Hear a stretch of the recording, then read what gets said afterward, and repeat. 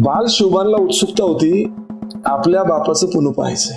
आईजवळ हट्ट धरला, आई मला आबासाहेबांचं पुन्हा पाहायचंय. त्या आईने त्या मुलाला काय पुन्हा दाखवायचं होतं जे मुरार जगदेवाने उद्ध्वस्त केलं, त्याची राखरांगोळी केली.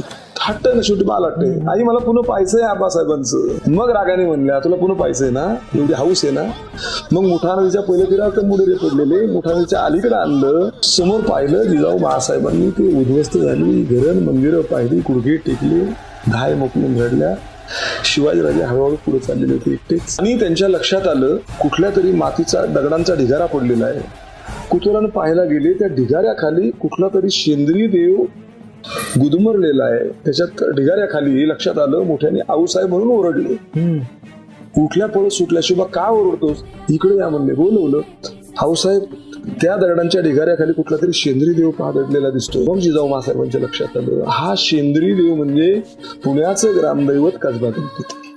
कामगारांना बोलवलं, मावळ्यांना बोलवलं, सपासप दगडी सगळ्या बाजूला करायला लावल्या. ढिगारे बाजूला झाले. दिवसाभरात सगळं मोकळं केलं आणि विनंती केली, आम्हास राहावयास घर कधीही होईल, पण पहिलं देवाला घर करा.